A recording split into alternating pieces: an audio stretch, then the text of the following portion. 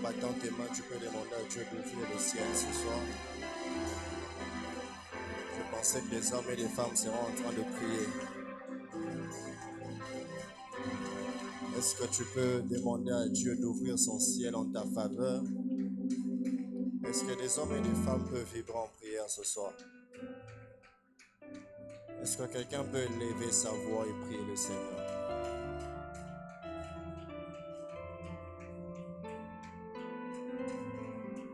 Dis à Dieu qu'il puisse te visiter, qu'il puisse te visiter, que son ciel s'ouvre en ta faveur.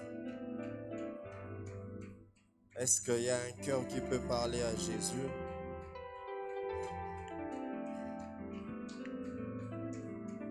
Est-ce qu'il y a quelqu'un qui parle à Jésus?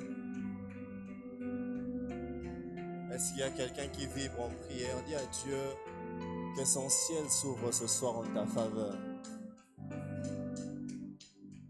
Qu'il te visite ce soir. Que Dieu bénisse ceux qui sont en train de prier sérieusement. Est-ce que l'atmosphère de ces lieux peut changer par tes prières? Est-ce que l'atmosphère de ces lieux peut changer par tes prières? Demande à Dieu d'ouvrir son ciel. Demande à Dieu d'ouvrir son ciel. Demande à Dieu d'ouvrir son ciel. Que le ciel de Dieu s'ouvre. Que le ciel de Dieu s'ouvre. Que le ciel s'ouvre sur nos vies. Que le ciel s'ouvre sur nos familles. Que le ciel s'ouvre sur notre nation. Que le ciel de Dieu s'ouvre. En battant tes mains, tu pries le Seigneur. Je veux que tu pries sérieusement. Je veux que tu pries sérieusement. Est-ce qu'on peut un peu augmenter le clavier? Est-ce que quelqu'un peut vibrer en prière?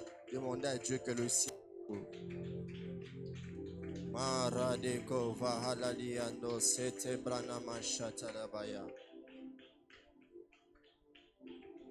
Seigneur, nous voici encore une fois ce soir. Nous venons te demander d'ouvrir ton ciel. Que ton ciel s'ouvre sur nos vies.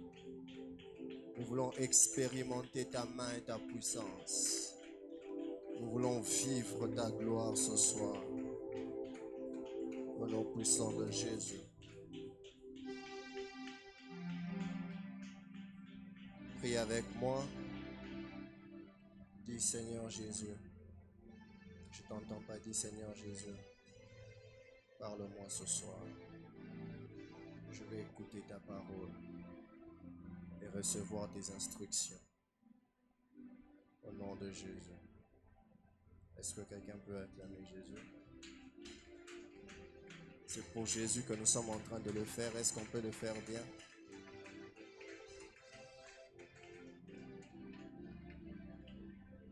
Alléluia. Alléluia. Que Dieu nous bénisse. Je disais que Dieu nous bénisse.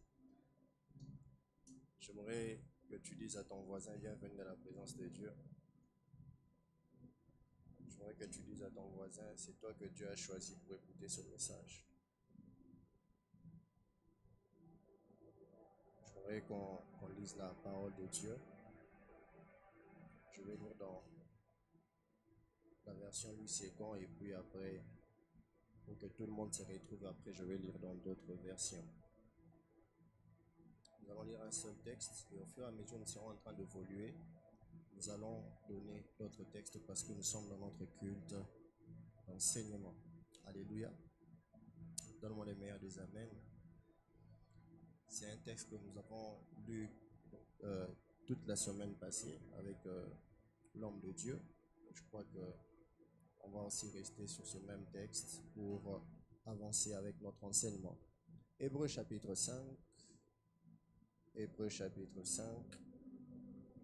Je vais commencer à partir du verset 11 jusqu'au dernier verset, le verset 14. Hébreux chapitre 5, le verset 11 jusqu'au verset 14. La Bible déclare, nous avons beaucoup de choses à dire là-dessus et de choses difficiles à expliquer. parce que vous êtes devenus lents à comprendre. Vous, en effet, qui depuis longtemps deviez être des maîtres, vous avez encore besoin qu'on vous enseigne le premier rudiment des oracles de Dieu. Vous en êtes venus à avoir besoin de lait et non d'une nourriture solide. Or, quiconque en est au lait n'a pas l'expérience de la parole de justice, car il est un enfant. Mais la nourriture solide est pour les hommes faits, pour ceux dont le jugement est exercé par l'usage à discerner ce qui est bien et ce qui est mal. Que Dieu bénisse sa parole, on peut se rasseoir en acclamant bien sûr la parole de Dieu.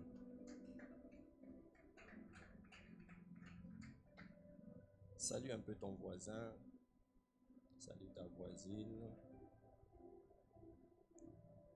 Alléluia, alléluia. Grande est ma joie d'être là ce soir, j'allais dire ce matin. D'être là ce soir pour apporter la parole de Dieu. C'est un privilège et une grâce, surtout une très grande responsabilité. Prêcher, c'est plus une responsabilité qu'un privilège. Alléluia. Alléluia. Alors, ça connecté à moi. Alléluia. Et je bénis le Seigneur pour cela. Et je crois que la dernière fois où j'ai pris la parole ici, ça date de plusieurs mois. Je suis sûr que c'était en octobre. Donc, ça fait vraiment beaucoup de temps. Et surtout particulièrement dans un culte d'enseignement, ça fait très longtemps. Alléluia. Et je suis convaincu que Dieu va nous faire énormément du bien. Surtout que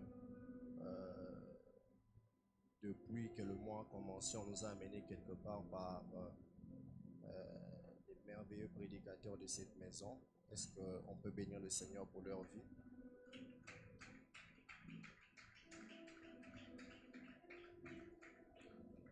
Donc, depuis que le mois a commencé, nous sommes extrêmement bénis par ce thème sur la maturité et Dieu veut que nous puissions continuer sur ça.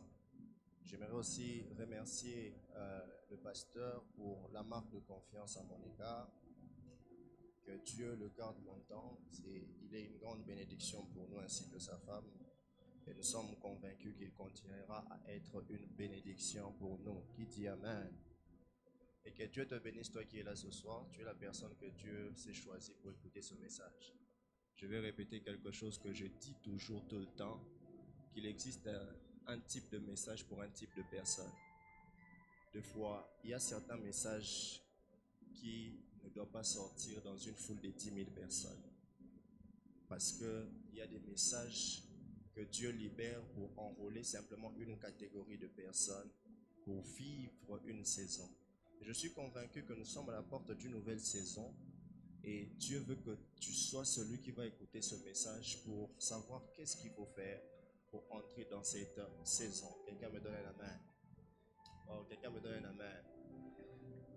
Donne-moi un meilleur des amens. Alléluia. Alors, depuis un certain temps, je vais vraiment être tranquille, pas agité pour bien enseigner. Alléluia. Je vais vraiment aller mollo mollo et calmement. Depuis un certain temps, nous sommes en train de parler autour d'un thème extraordinaire qui est la maturité, n'est-ce pas? Dis avec moi la maturité. Les hommes de Dieu sont passés, ils nous ont parlé sur ce thème. Ils nous ont vraiment bénis par rapport à ça.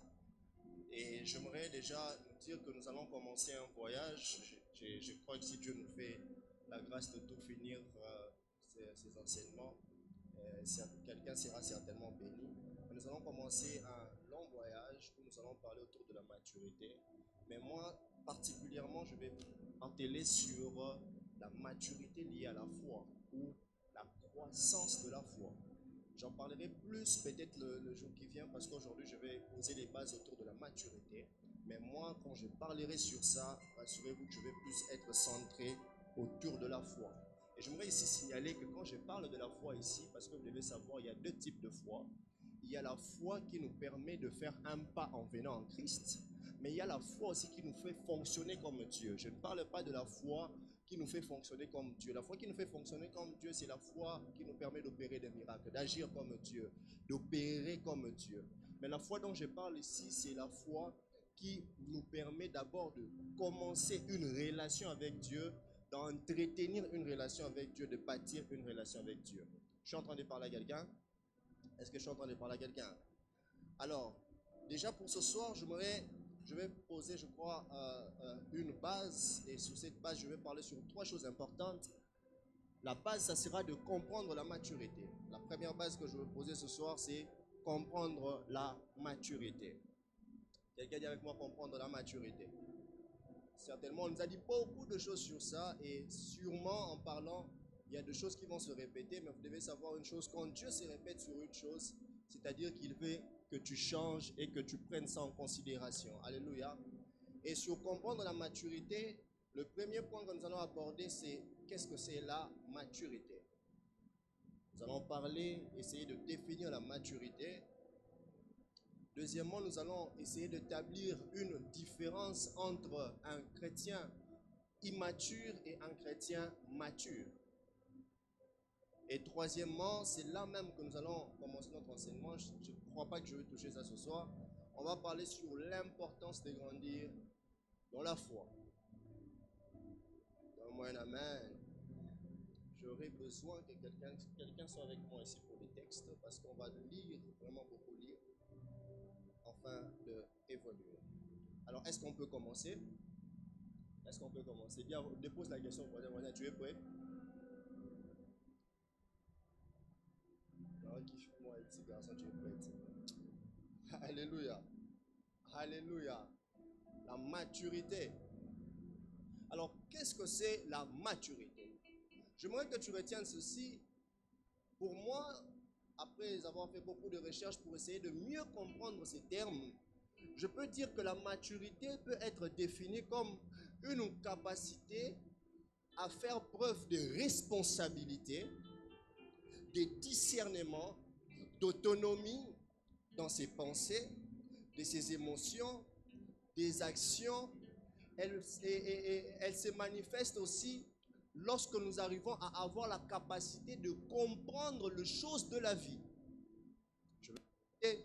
La maturité peut se définir comme une capacité à faire preuve de responsabilité, de discernement, d'autonomie dans ses pensées, ses émotions, ses actions.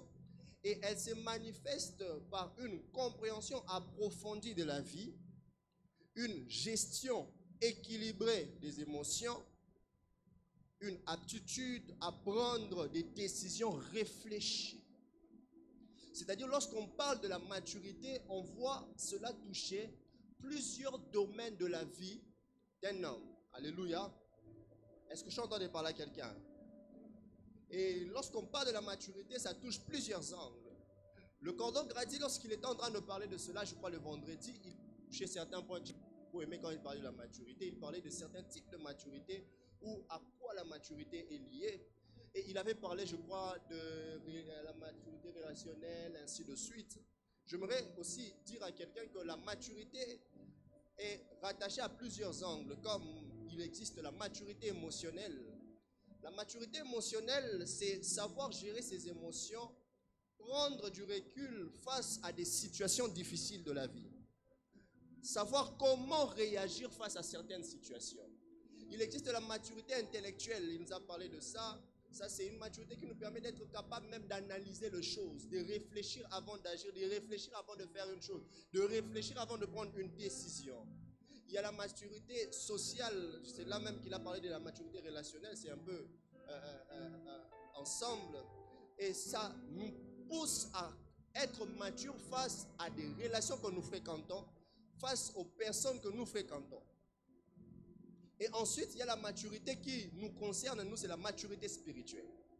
Est-ce que je suis en train de parler à quelqu'un? Est-ce que je suis en train de parler à quelqu'un? La maturité spirituelle. La maturité spirituelle, ici, j'aimerais d'abord poser une base que nous devons comprendre ensemble. Très souvent, quand on parle de la maturité spirituelle dans l'Église, on est directement lié au christianisme. On pense que quand on dit maturité spirituelle, c'est-à-dire lié aux chrétiens. Mais vous devez savoir que la maturité spirituelle, c'est pour les deux côtés des deux mondes qui existent. Parce que vous devez savoir qu'il y a deux mondes qui existent. Il y a le monde de Dieu et le monde du diable. Vous devez savoir que la maturité spirituelle n'est pas que pour nous les chrétiens. Même dans le monde du voisin, chez les diables, il y a aussi une certaine maturité qu'on doit atteindre pour évoluer avec leur manière de fonctionner.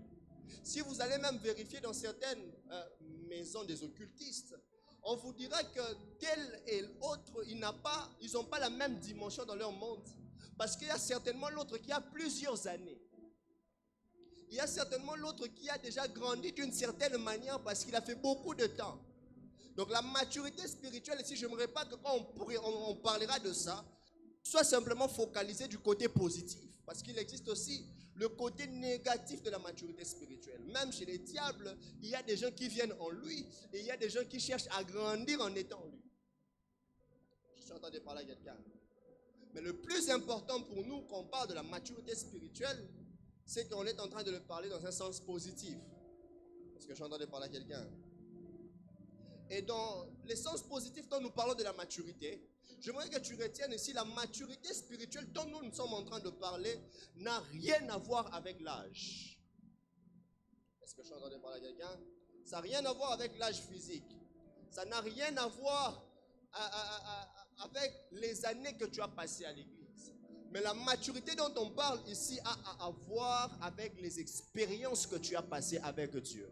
La maturité dont on parle ici est liée à la relation que tu entretiens avec Dieu. C'est-à-dire que vous devez savoir, même en termes de relation, quand je connais une personne pour la première fois, nous aurons une manière de parler. Parce que notre relation n'est pas encore mature. Mais plus on s'habitue, plus on évolue, on va changer même notre manière de se fréquenter. Pourquoi? Parce que notre relation a quitté un niveau pour un autre niveau.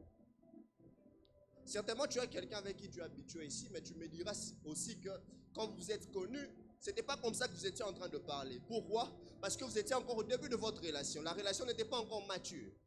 Une fois que vous avez atteint une certaine maturité dans votre relation, il y a des choses que tu arrives à lui dire, il y a des choses que tu arrives à faire avec lui. Ça fait penser à une vidéo où on disait tout homme dans la vie doit avoir au moins une personne qui l'insulte. Alléluia. Alléluia. C'est-à-dire vous évoluez dans votre relation. Quand la relation atteint une certaine maturité, il y a des choses que tu peux faire avec la personne. Il y a des choses que tu peux dire à la personne. Et tu te rendras compte que ce que tu arrives à dire à la personne avec qui tu as fait 10 ans dans une relation, ce n'est pas la même chose que tu diras à cette personne que tu viens de connaître à peine. N'est-ce pas? Pourquoi? Parce que votre relation atteint une certaine maturité. Et la maturité dont on parle ici, c'est la maturité liée à la relation que nous entretenons avec Dieu. Il y a eu un jour où tu es venu en Christ. Il y a eu un jour où tu as dit, j'ai fait mon premier pas, je reçois le Seigneur Jésus comme mon Seigneur et Sauveur. Et là, il y a une histoire qui a commencé. Là, il y a quelque chose qui a commencé, une relation que tu as commencé à bâtir. Et l'entretien de cette relation, c'est ce qui permettra à ce qu'on détermine la maturité que ta relation a du jour où tu as reçu Jésus et de l'actualité de ta vie avec Jésus. Parce que dans l'église aujourd'hui, vous allez constater une chose. Il y a des gens qui ne grandissent pas depuis le jour où ils ont reçu Christ. La même personne, quand il était venu en Christ, la dimension spirituelle qu'il avait, la dimension des relations qu'il avait avec le Seigneur, il a cette même dimension jusqu'à présent. Il existe des gens, quand tu as reçu Christ, tu priais 30 minutes, jusqu'à aujourd'hui, tu pries que 30 minutes. Il existe des gens, quand tu as connu Christ, tu lisais qu'un seul verset de la Bible, jusqu'à aujourd'hui, tu es toujours dans cette dimension-là. Est-ce que je parle à quelqu'un? Ça fait ce que j'aime avec ce thème, c'est que c'est un thème où il y a trop débordé. Alléluia. Donc je vais frapper débordé. Alléluia. Est-ce que je parle à quelqu'un? Est-ce que je parle à quelqu'un? Vous savez, il y a une chose que Dieu attend de nous. Dieu attend que nous puissions atteindre une certaine maturité. Parce que vous devez savoir ceci. Il y a certaines choses que Dieu ne fera pas avec toi quand tu n'as pas atteint un certain niveau. On nous a dit ça même dimanche. Donnera certaines choses que lorsque il remarquera une certaine maturité de ton côté. Si je prends, j'ai payé une voiture à Soa, une vraie, pas un jouet. et que je vais donner à Soran, qu'est-ce qu'il va faire de ça? Rien. Rien. Pourquoi? Parce qu'elle n'a pas encore atteint la maturité de l'utiliser. C'est la même chose avec le Seigneur. Dieu ne te donnera pas certaines choses quand il n'a pas constaté la maturité de la chose en toi. Je suis en train de parler à quelqu'un. Dieu ne te rendra pas millionnaire quand il n'a pas encore constaté que quand il constate que tu es encore incapable d'être libéral par rapport à certaines choses. Vous n'avez pas remarqué que la plupart des personnes millionnaires, ce sont des gens qui ont une libéralité facile.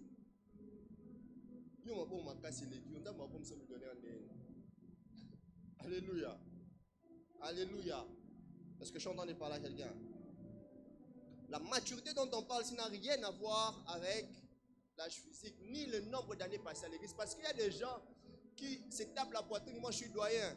Ça fait beaucoup des années que nous sommes ici. Nous, on a commencé le ministère. C'est comme ça.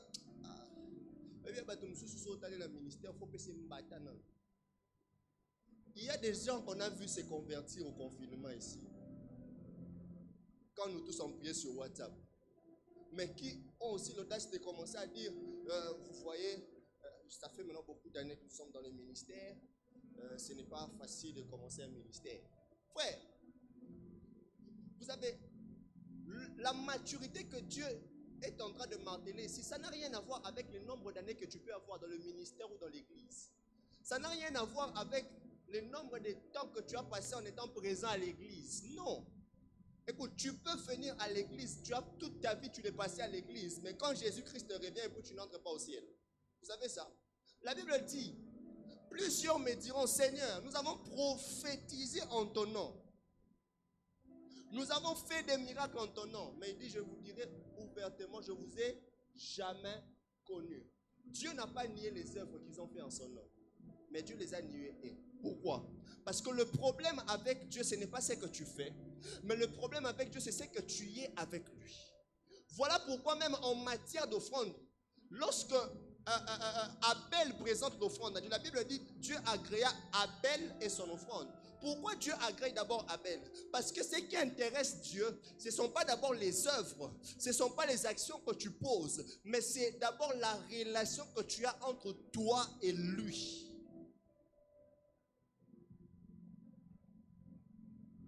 Il y a plusieurs personnes qui pensent qu'ils sont matures dans les choses de Dieu parce qu'ils ont plusieurs années dans les choses de Dieu. Je me vais te choquer, il est possible qu'un enfant qui s'est converti il y a 2 ans passés puisse être élevé spirituellement plus qu'un papa qui a fait 10 ans dans l'église. Les choses spirituelles n'ont rien à voir avec le physique. Parce que la maturité ou la croissance dans le monde spirituel, ça n'a pas à voir avec l'âge. Je peux être tel que je suis. Si on a un monde spirituel, on va attendre 100 ans. Et je vous dis la vérité. Oui. Je ne dis pas ça à cause des expériences physiques. Mais je dis ça à cause des expériences spirituelles que j'ai commencé à vivre très tôt avec le Seigneur. Hier, tu peux regarder comme ça, il a 10 ans. Mais spirituellement, il est un baobab. Pourquoi? Parce qu'il a entretenu une relation avec Dieu. Il y a des gens qui pensent que le fait d'être à l'église, écouter chaque jour les prédications, c'est ce qui fait sa maturité. Non, le problème, ce qui fait ta maturité, ce n'est pas le fait que tu as entendu la prédication. Mais ce qui fait ta maturité, c'est ce que tu fais de la prédication que tu as entendue. Quel est le travail que cette prédication a fait en toi?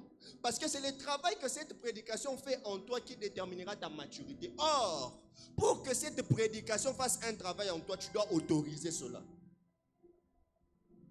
Je suis en train de parler à quelqu'un. Je peux te prêcher ces choses, mais si tu ne veux pas t'adhérer à ce que je te dis, ça ne fera rien. N'est-ce pas que la Bible dit dans Jean, il est venu chez les siens ne l'ont pas reçu. Et là, on parle de la parole, hein, c'est dans Jean 1. Est-ce que je suis en train de parler à quelqu'un? Je suis en train de parler à quelqu'un? Donne-moi un amen. Donne-moi encore un meilleur amen. Alors, comme je disais, ça n'a rien à voir avec l'âge physique, ni des années passées dans l'église. Alors, si ça n'a rien à voir avec l'âge physique ni les années passées dans l'église, comment on peut reconnaître la maturité dont il est question ce soir? Premièrement, on reconnaît d'abord cette maturité par la compréhension plus profonde de la parole de Dieu. Par la compréhension plus profonde de la parole de Dieu. Une personne mature ne comprend pas les paroles qui viennent de Dieu comme tout le monde. Amen. Une personne mature n'a pas la même compréhension des choses qui sortent de la bouche de Dieu comme tout le monde.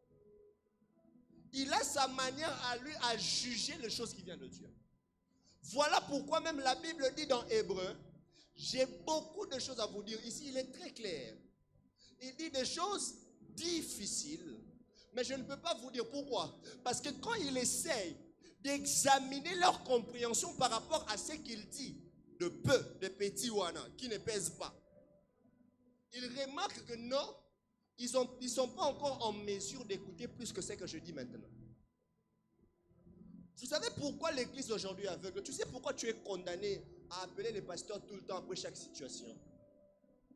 C'est parce que tu n'as pas encore compris certaines choses dans le monde où tu te retrouves de Dieu. Et puisque tu n'as pas encore compris cela, tu vas toujours penser que pour sortir d'une situation, je dois appeler les pasteurs, alors que Dieu t'a donné toi aussi un pouvoir. L'œuvre de la croix n'était pas pour les hommes du ministère. L'œuvre de la croix, ce n'était pas pour les hommes d'onction. Quand Jésus dit, je vous ai donné le pouvoir de marcher, il n'a pas donné qu'aux hommes ouins ou qui tiennent le micro. Non. Quand il dit ça, c'est pour toutes les catégories de personnes. C'est-à-dire que c'est que moi je peux faire, toi aussi tu peux le faire. Mais tout dépend de la compréhension que tu as des choses de Dieu. Je suis en train de parler à quelqu'un. Où est-ce que je suis en train de parler à quelqu'un? Qu'est-ce que la Bible nous dit dans Colossiens chapitre 1, le verset 9? Colossiens chapitre 1, le verset 9. La Bible dit ceci. C'est pour cela, nous aussi, depuis le jour où nous avons été informés, nous ne cessons de prier Dieu pour vous et de demander que vous soyez remplis de la connaissance de sa volonté, en toute sagesse et intelligence spirituelle. Frère, vous savez, la compréhension de la parole de Dieu pour un homme mature, c'est qu'un homme mature, vous voyez le texte que nous venons de lire, un homme mature quand il lit, il va se limiter sur ce qu'il a vu. Il va se limiter sur ce qu'il a répété. Un homme immature, pardon. Mais un homme mature, il essaie d'examiner et de comprendre l'esprit qui se cache derrière. Parce que vous devez savoir, toute parole de Dieu est un message caché. Je n'ai pas envie de répéter pour vous dire qu'il y a une différence entre parole et le message. Parce que la parole de Dieu, ce n'est pas d'abord ce de sa bouche. La parole de Dieu peut être une image qui te montre. On nous en parle ici très souvent. Ok? Toute parole de Dieu est un message caché. Derrière ce que Dieu te dit, il se cache quelque chose. Voilà pourquoi un homme immature, quand Dieu dit, il écoute ce que Dieu dit. Mais un homme mature, quand Dieu dit, écoute et il cherche à comprendre qu'est-ce qui se cache derrière ce qu'il m'a dit. Je suis en train de parler à quelqu'un. Regardez comment il dit aux Hébreux. Il dit, vous, depuis longtemps, vous devez être des maîtres. C'est-à-dire que vous devrez, depuis longtemps, Dieu avait permis à ce que vous puissiez atteindre une certaine dimension. Vous devez savoir ceci.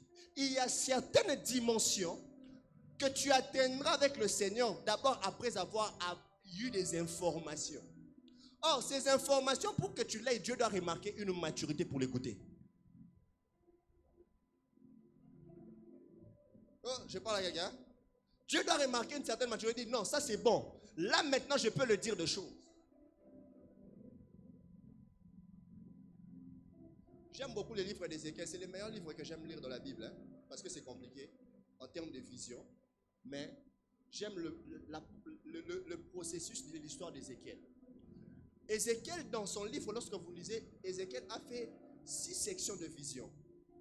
Mais ce que j'aime, la première vision d'Ézéchiel, c'est dans Ézéchiel chapitre 1er. Il dit, alors j'étais captif au peuple de Kéba, il dit, Je fus ravi en esprit, et l'Éternel me transporta ainsi de suite. Mais ce que j'aime, c'est que Dieu, après avoir montré cela à Sœur Déborah, après avoir montré cela à Ézéchiel, le chapitre qui suit, Dieu ne montre plus à Ézéchiel de choses. Vous savez qu'est-ce qui se passe? Dieu dit à Ézéchiel d'avaler le rouleau. Il fait une vision où Dieu lui demande d'avaler le rouleau. Vous savez pourquoi Dieu lui demande d'avaler le rouleau?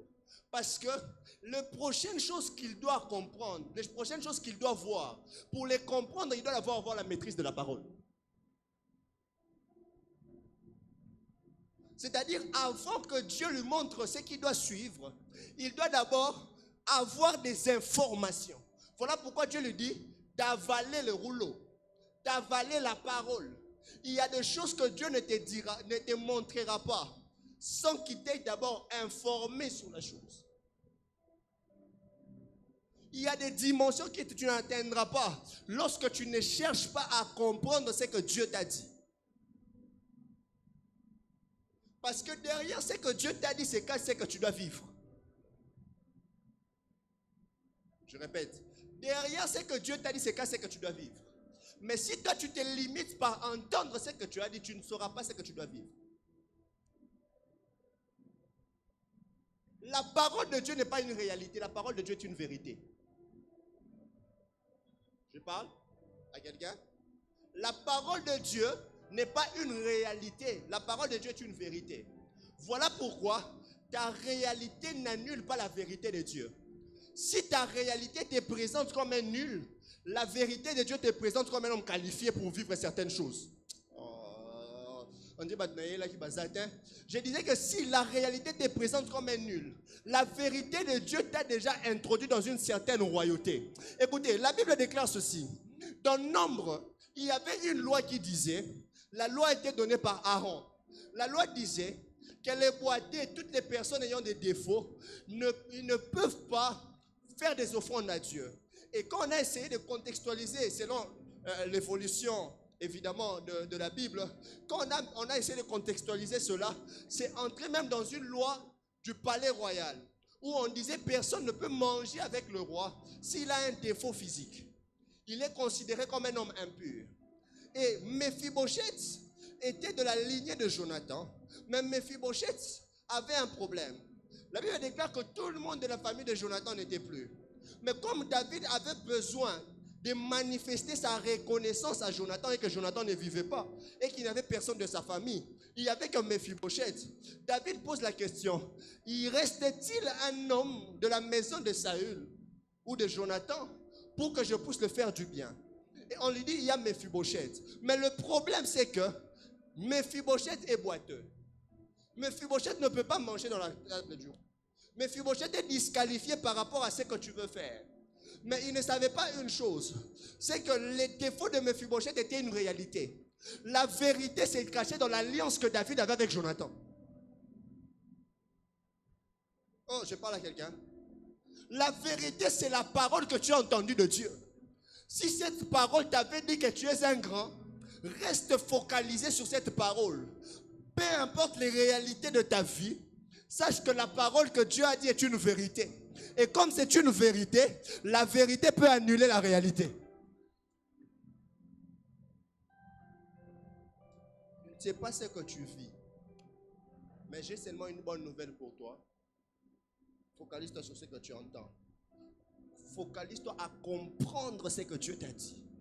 Focalise-toi à discerner différemment ce que Dieu t'a dit. Je suis en train de parler à quelqu'un? Est-ce que je suis en train de parler à quelqu'un?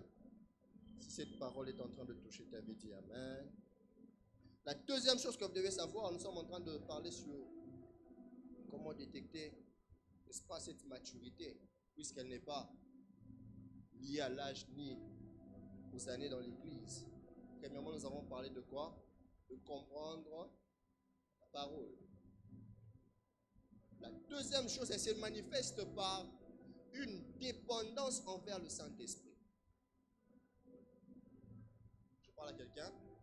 Elle se manifeste par une dépendance envers le Saint-Esprit. Est-ce qu'on peut me donner, est-ce que quelqu'un peut être là pour m'aider? On peut me donner Galates chapitre 5, le verset 16. Galates chapitre 5, le verset 16. Quand je viens en Christ, il y a un processus qui commence. Et ce processus, après plusieurs années, doit être caractérisé par des différences. On doit sentir que le jour où j'avais reçu Christ est actuellement différent. Et cela, ce n'est pas seulement pour des choses spirituelles, non, même dans ta vie. On doit remarquer la différence de quand tu as reçu Jésus et que tu étais piaquer et que tu as Christ après 10 ans, tu as des millions. Ceux qui ont dit Amen, c'est pour eux. Toi, tu as dit en retard. Alléluia. Galates chapitre 5. Galates chapitre 5, le verset 16. Qu'est-ce que la Bible est en train de nous dire? Marcher selon l'esprit. C'est bon? Marcher selon. J'ai dit donc marcher selon l'esprit et vous n'accomplirez pas quoi? Les désirs de la chair. Lorsque vous continuez au verset 17, qu'est-ce que la Bible est en train de dire?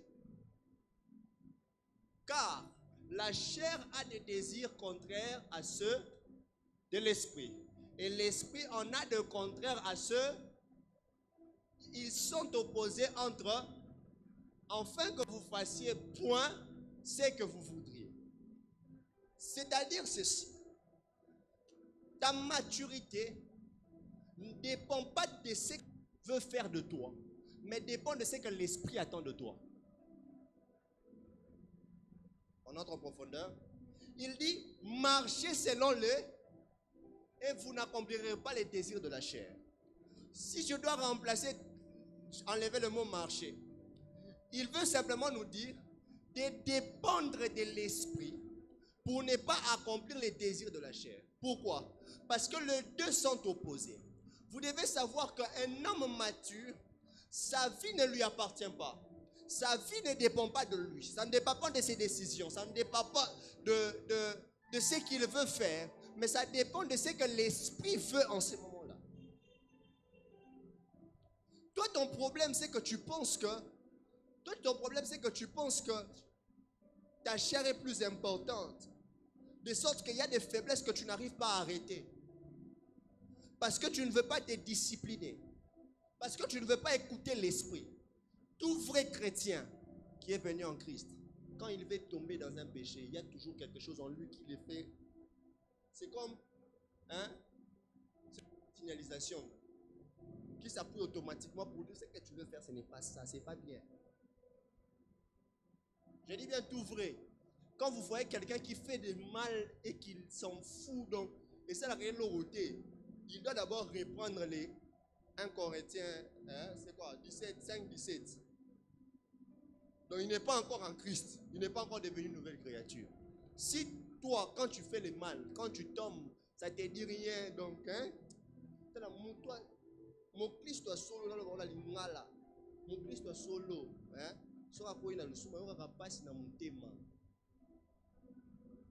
ça fait mal. Surtout quand tu as déjà atteint certaines dimensions avec Dieu. Et puis tu réponds à zéro bêtement. À cause de quelque chose que tu peux qualifier de petit péché. Que la Bible ne voit pas petit péché, bien sûr. Hein? Et puis tu annules tous les parcours que tu as vécu avec le Seigneur. Frères et sœurs, vous savez, l'une des choses qui fait qu'aujourd'hui le mal est en train de grandir dans l'église et que les gens s'en foutent totalement de ce qui se passe, c'est parce qu'on a brisé en nous la pensée de l'éternité. Il y a des gens, le ciel ne leur dit plus rien. Je ne sais pas, peut-être à partir des années 2017, c'est cela que les bêtises sont entrés dans des églises. Nous, on a grandi dans l'église, on était petits, on a grandi dans l'église. On voyait comment nos pères étaient en train de faire l'œuvre de Dieu. Moi, j'ai travaillé avec mon père toute ma vie. Hein? Il était le premier ouvrier d'arriver à l'église, pasteur responsable de l'église. Hein? Il arrivait toujours en premier. Et il a fait ça. Donc, son moment il est retard. Ou soit il devait aller prêcher quelque part, ou soit il est malade. Il était toujours le premier, même la semaine. Il allait à l'église à 14h. Il est au bureau. Je me rappelle un jour, il était en train d'insister sur le problème des temps oubliés. Il faut toujours venir à temps. Un jour, les protocoles sont venus en retard. Et puis, ça coïncidait. Il n'y avait pas de modérateur. Heureusement que c'est lui qui ne devait pas aussi prêcher. Et vous savez ce qu'il a fait? Il a pris le micro. Il est allé modérer là-bas devant la porte. Maintenant, il modérait. Quand les gens entraient, quand il te donne la place, on peut s'assiger. Après, sur place, le canard micro, il est en train de modérer. Je suis en train de parler à quelqu'un. Et pendant ces temps-là, quand tu regardais les chrétiens, tu vas voir que là, on m'a fait penser à ce qu'on disait au frère Moïse après sa prédication. Au moins, donc quand il te prêche, toi-même tu sens que il y a un naturel. Vous savez, il y a des gens qui ne forcent pas. Oui, nous aussi nous sommes dans la catégorie. Il y a des gens qui ne forcent pas. Donc, il a tellement la pureté en lui que quand il te prêche des choses, toi-même, tu sens que tu es touché. Aujourd'hui, toi, tu qualifies ta vie chrétienne par rapport à ce que Dieu doit faire pour toi. Est-ce que si Dieu te laisse 20 ans, il ne te donne pas ce que tu cherches, tu vas continuer à prier?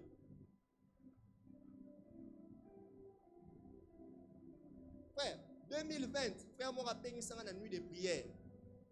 J'habitais Kassavougou. Ce jour-là, j'avais que 1000 francs. Je devais aller prêcher. À l'époque, j'avais mon cahier cartonné. J'écrivais mes prédications là-bas. Je ne vais pas rater. Moi, j'ai commis une révélation. Vous savez, ce jour-là, j'avais que 1000 francs. J'ai commencé à réfléchir.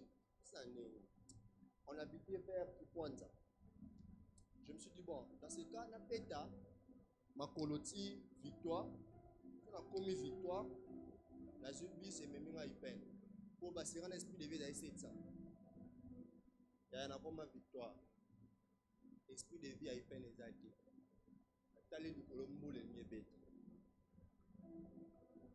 J'ai réfléchi dans mon esprit de vie, moi, il y a un magasin 500. On a pris dans un magasin. Dans un magasin. Parce que imagine-toi, on a un magasin à 500 francs à 18h. Hein? Taxi bis union c'est Boya. Et Boya 500. Vous savez qu'est-ce que j'avais fait? Pour le moyen, il m'a négocié dans le receveur, on a dit, mais on a foutu à 500. Pour aller prêcher, les Moukolano, on a respecté à recevoir. Dans ce qu'on a cartonné dans ma tête, dans la bise. Parce qu'on coton a simbi. On dit, ah, douleur. Parce qu'on pose ça, on lâche, on l'a dit là. Mais on l'a lâché dans le Boukani. On a kanga muté mati to kutana to koma place mo embouteillage na kitana paiement. Nzo na sala sur maman nere. Tala na kitana paiement boye, chauffeur soit bandoki. Mo pour landa bis, ba recevoir ba sala un pas de pas ba mati. Nga depuis na bana yo landa na ko marati. Et pour englober le tout, j'arrive pour prêcher, je prêche toute la nuit et l'homme de Dieu avait me dit en tout cas je suis très béni mais je n'ai rien. Makansi papa na yo, makansi mama na yo, yana autre te évangile, makanyi mutema, rabi non, nache pas la terre. Bon bilo wana, ce sont des histoires qui ramènent le vieil homme. Oh abunaï. Amen. Un jour il y a un frère qui courtisait les sœurs et il s'est décidé d'arrêter pour avoir son baptême. Et il a dit à son pasteur, pasteur, en tout cas, quand je vais me faire baptiser, quand je vais entrer dans l'eau et que je vais sortir, je vais changer. Je vais devenir une nouvelle créature. Je vais suivre les sœurs. Le jour du baptême, il entre dans l'eau. Il dit, pasteur, aujourd'hui, c'est fini. En tout cas, je change. On les baptise, il sort. Il regarde encore le pasteur. Il dit, pasteur, je suis devenu une nouvelle créature. 2 semaines après, pasteur Akagnon, c'est mes frères. Toi, tu m'avais dit que tu as arrêté les histoires du pasteur. Je ne savais pas que le vieil homme sait nager. Il m'a rattrapé. Est-ce que je parle à quelqu'un? Est-ce que je suis en train de parler à quelqu'un? Tu dois totalement dépendre du Saint-Esprit. Tu dois faire ce que l'Esprit te demande de faire. Je vous conseillerais de lire ce texte du chapitre, du verset 16 jusqu'au dernier verset. Où vous allez voir, même on est en train de présenter les œuvres de la chair et les œuvres et le fruit de l'Esprit. Il y a plusieurs personnes qui mènent leur vie selon ce que leur désir leur pousse à faire. Tu fais ce que tu sens ton corps te demander de faire. Mais la maturité t'exige de faire ce que l'Esprit t'ordonne de faire. D'accomplir la volonté de Dieu. Je suis en train de parler à quelqu'un. Je savais que je n'allais pas finir tout ce que j'ai à dire. Je vais aller rapidement pour clôturer avec le premier point. Troisièmement, elle se manifeste par une foi affermie. Une foi qui ne bouge pas face aux épreuves. Papa, Jacques chapitre 1er, le verset 2, verset 4. Jacques chapitre 1er, le verset 2, verset 4. Une foi affermie qui ne bouge pas face aux épreuves. La Bible est en train de dire ceci en attendant qu'on puisse nous lancer cela. Mes frères, regardez comme un sujet de joie complète les diverses épreuves auxquelles vous pouvez être exposés, sachant que l'épreuve de votre foi produise la patience. Mais il faut que la patience accomplisse parfaitement son œuvre, afin que vous soyez parfaits et accomplis sans faillir en rien. Frère, vous devez savoir une chose. J'ai toujours l'habitude de dire qu'on qualifie la vraie foi pas le jour où tu entends ce que Dieu te dit, mais le jour où tu te diriges pour vivre ce que Dieu t'a dit. Pourquoi? Parce que dans ce que Dieu a dit et le chemin qui t'amène dans l'accomplissement de ce que Dieu a dit, il y a des choses compliquées et c'est là maintenant qu'on commence à mesurer dans une foi d'un homme. Abraham est père de la foi parce que malgré qu'il avait reçu Isaac, malgré que Dieu avait donné Isaac, il n'a pas hésité de le redonner à Dieu. Parce qu'en dehors de ça, les Abraham qui avait la promesse, il avait l'habitude de douter. Parce qu'il posait la question à Dieu. Écoutez, quelqu'un qui, quand je t'ai dit que je vais te donner un enfant, et puis tu me dis, j'ai 100 ans. C'est-à-dire que tu as douté. C'est-à-dire que la foi dont on parle d'Abraham, c'est par rapport au sacrifice qu'il a voulu faire, malgré le fait que c'était le seul enfant.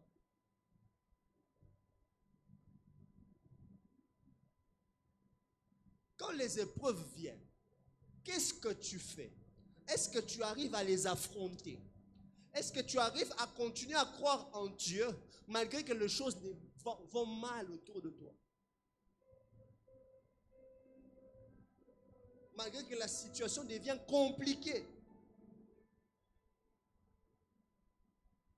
Malgré que les choses sont bloquées. Où tu essaies à gauche, à droite, ça ne marche pas. Est-ce que tu continues à croire en Dieu comme c'était le premier jour? Où tu n'as rien mais tu viens toujours servir le Seigneur? Où tu as un seul pantalon? Le jour où le pasteur Abakou racontait son histoire de l'habit des Dédans, ça m'a rappelé mon histoire. J'avais un habit des Dédans comme ça, qui a souffert dans la vie. Ou bien on m'a fait monter l'habit des Dédans, il fallait mettre la main dans la poche. Vous connaissez ce système-là, non? Et puis tu tires ça sagement pour que ça monte. Parce que ça descendait à tout moment. Alors, vous savez, j'avais eu la stratégie. Quand j'ai vu pour la bande, on va tourner la monnaie. Pour les artistes, on léger. On va tourner la monnaie les lits. Normalement, quand on visite à partir à après quand on visite. Et quand je fais ça, bouge dans laquelle on s'est l'ensemble. Là, tu pantalon, moi, il nous dit, Luca. On va se nous rendre à cher. habitait une maison en Douinga. Le cordage connaît cette maison-là, mais il ne connaît pas les réalités de la maison. Cette maison sont pour les bêtiers que vous étiez à l'église. Vous aussi, Mamoto. Pour beaucoup de fleuve. Quand vous avez un maman, vous allez avoir un maï. Donc, maï, quand vous partir à la chambre, vous allez dans le salon.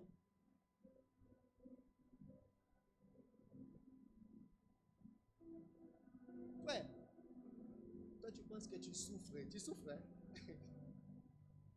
Quand on a commencé à habiter à l'église, on n'a pas dans l'église. On a dit, il y a des circonstances et commissions en retraite. Mais na fana iste pour na besoin na ngamo na lobité na ke retraite na église. Ba bengani bino ke fa na église ko église ba tonga ngona ba défaut. Esprit Noé. Siko to na la place mo za net bo pembeni ko ka ya ni. Dala. La siko moni pomie za la olembi. Mo refungwa mi. Nous on est place na chem, on est place pe to le toboka.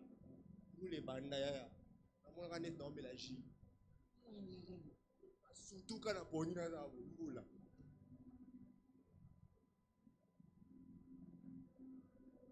Ouais, toi tu souffres. C'est depuis ces jours-là que j'avais compris, en tout cas moi, parce que pendant tout ce temps-là, je pouvais faire autre chose. Mais pendant ce temps-là, j'ai servi le Seigneur. Et moi-même, je ne savais pas pourquoi je continuais à l'aimer. Pourquoi? Comme je vous ai toujours dit, quand tu passes dans des temps difficiles, Dieu te donne la paix. Il est avec toi. Vous me sentirez qu'il y a quelque chose qui va se passer, mais tu ne sais pas quand. Et ce que j'aime, c'est en cette période-là que Dieu avait décidé de faire répandre mon nom. Parce que moi, j'ai commencé le ministère en 2014, mais de 2014 en 2020, inconnu. Non, ça s'appelle activité. Ça, c'est des activités T personnes. Activité, ça, c'est l'affiche. T. Je me rappelle une fois, président de jeunesse, dans ça, le programme samedi, jeune va à Moko. Donc, quand je dis Moko, c'est-à-dire pas des instrumentistes, pas des ingénieurs. Naye. Parce qu'on a tellement beau. Comment Mathieu, moi, danger, Mathieu, faut pénal. Comment vous l'avez dit, moi, je baille, on est là. La bête a moins exhortation. Il y a des Mathieu. Mathieu, on a la place est belle dans la zone, il a un mystique. On a bien été à Rome pour moi, ça n'a pas été à Rome. Frère, tu vois les choses que tu fais aujourd'hui, il n'y a pas encore d'impact là. T'inquiète, tu auras le jour où tu vas reprendre ça, ça aura de l'impact. Ah, je ne sais pas que j'étais en train de parler. Voilà pourquoi, même quand tu es face à 2 personnes, fais ça bien. Parce qu'il y aura un jour, ça sera face à 10 000 personnes. Toi, tu penses que bateau va bêtir, va dire, moi, succès. Non, tant que ça, comment on dit, mon appel en église, on a qu'une tu dis. Et ça, on a succès. Tant que ma paix, c'est moi, ça va les lots, on est sur succès. Je suis en train de prier au nom de Jésus. Que Dieu puisse t'amener à avoir de l'influence dans la nouvelle saison que tu vas entrer. Voilà pourquoi Dieu nous appelle à la maturité. Parce que nous sommes arrivés dans un temps. Écoute, n'arrête pas de faire le travail. Tu vois le travail que tu fais là, continue à le faire. Il y a un jour tu le feras dans un endroit propice pour t'élever. David, joueur de harpe, il était toujours à la brousse, en train de garder les bergers, à Bétaranaï. Mais il ne savait pas que ce qu'il avait l'habitude de faire dans la brousse, un jour il le fera au palais royal. N'arrête pas de faire. Continue à croire même si ça ne va pas. Pendant ce temps-là, tu souffres, mais tu sens dans ton cœur que ta vie va changer. Tu sens vraiment qu'il y a un jour quelque chose va se passer. Et j'avais toujours la mentalité des gens un peu bizarre. Moi, maintenant, je vis bien, mais ta mentalité, ton esprit te dit vraiment, tu es un grand. Toi-même, tu ne sais pas pourquoi. Vous savez, moi, si ce n'était pas seulement cette mentalité-là, j'allais avoir des complexes bizarres. Vous savez pourquoi? Parce que moi, l'église où je travaille, mon père, nous, on est bien. Tu prêches, même quand tu as fait des erreurs, le pasteur va monter ici, va te dire pourquoi est-ce qu'on peut honorer l'onction. Mais on récupère, on a souka un peu. Nous, ce n'était pas comme ça. Mon père, il a aussi sauté, étant au Kitibo, il y a bandi, prédication, il y a une heure, il y a correction.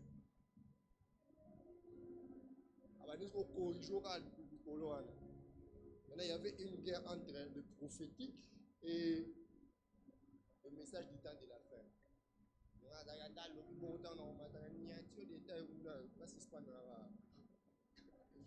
Alléluia. Frère, continue à les faire. Écoute, les épreuves, ce sont des réalités. Tu as une grande promesse. Tu as une très grande destinée. On n'a même pas besoin des yeux de l'esprit pour voir ça. Quand on te regarde, on voit que celui-ci, c'est un grand. Si tu arrêtes de faire ce que tu sais faire à cause de ce que tu vis aujourd'hui, tu vas annuler les grandes choses qui t'attendent demain. Parce que ce qui t'attend demain t'exigera de faire ce que tu fais aujourd'hui. Ça ne va pas te changer de travail. Ça sera les mêmes choses, mais seulement dans un autre endroit. Donc n'arrête pas de faire aujourd'hui. La maturité, c'est lorsque ta foi arrive à affronter les épreuves. Ça ne va pas, mais je continue à croire. Comme Job. Les choses deviennent bizarres autour de lui. Maintenant, mon Rédempteur est vivant. Il s'élève le dernier. C'est que j'aime. Dieu est spécialiste de dernières choses. Écoute, la Bible dit, vaut mieux la fin d'une chose que... Oh, dis-moi, il vaut mieux la fin d'une chose que... Cela ne veut pas dire que le début est nul. Non. Cela veut simplement dire, peu importe la manière dont tu as commencé, la fin sera toujours meilleure. Tu refuses de dire Amen. La Bible me dit Amen dans Genèse. La Bible dit, il crée les cieux et la terre. Il dit, c'est bon. Mais lorsqu'il crée l'homme, il dit, tout est bon. C'est-à-dire, ce qui est venu à la fin est devenu plus meilleur que ce qui était au début. Je peux dire à quelqu'un, même si aujourd'hui tu as déjà un travail, tu penses que c'est fini, c'est un travail, on te paye $300. Non, ce n'est pas fini. Moi, je te vois avoir 3 chiffres bientôt là. Oh, je te vois monter à 4. Je te vois monter à 5. Je te vois monter à 6. Parce que Dieu va commencer un nouveau processus avec toi. Voilà pourquoi. Continue à croire. Ça ne va pas. Je veux croire jusqu'à ce que je vivrai ce que Dieu m'a dit. Je prie que Dieu amène ta foi dans la maturité. Que ta foi ne puisse pas bouger à cause des épreuves. Ça ne va pas, je crois. Ça ne marche pas, j'avance. Les choses ne vont pas comme je veux que ça soit, j'avance.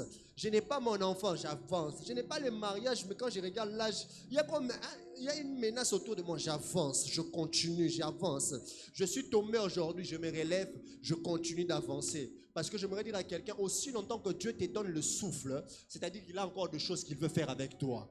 S'il ne voulait plus faire des choses avec toi, il allait te prendre et puis te récupérer. Mais il te garde aujourd'hui malgré tes erreurs, il te garde aujourd'hui malgré tout ce que tu vis, parce qu'il a une chose bien réservée avec toi. La Bible dit, je connais le projet que j'ai formé sur vous. C'est un projet de paix et non de malheur. Je suis en train de dire à quelqu'un ceci. Le projet de Dieu, ce n'est pas ce que tu vis aujourd'hui. C'est ce que tu dois vivre demain. Voilà pourquoi que tu ne sois pas intimidé sur ce que tu vis aujourd'hui. Parce que Dieu va faire de grandes choses avec toi. Baisse ta tête dans la prière. Dis Seigneur, je veux être mature. Je veux atteindre la maturité. Je veux être dans la catégorie des chrétiens qui vont agir avec maturité face aux épreuves. Qui vont accepter que leur chair puisse mourir afin de faire que ce que l'Esprit demande de faire. Qui vont accepter de comprendre les paroles que Dieu nous dit. Je veux dire à quelqu'un, je suis convaincu ce soir que dans ce que je viens de te dire, il y a une parole que Dieu a cachée pour toi. Mais je veux que tu dises à Dieu, Seigneur, je veux ce soir que tu m'aides à changer de niveau, à grandir, à croître. Que mon esprit puisse croître. Que j'atteigne une dimension que je ne vais pas. Que j'atteigne une dimension que je n'avais pas lorsque je t'ai reçu, Seigneur. Est-ce que quelqu'un peut prier de tout son cœur? J'aimerais que tu fasses cette prière avec ton cœur, avec ton esprit, avec ton âme.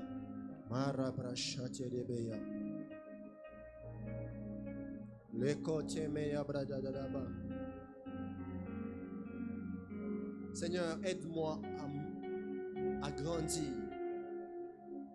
Aide-moi à expérimenter de nouvelles choses avec toi. Est-ce que quelqu'un peut prier le Seigneur? Dis à Dieu, je veux t'expérimenter. Je veux te vivre. Je veux palper tes bénédictions. Je veux que tu m'amènes, éternel Dieu, à avoir la maturité, parce qu'il y a certaines choses que Dieu ne fera pas avec toi si tu n'as pas encore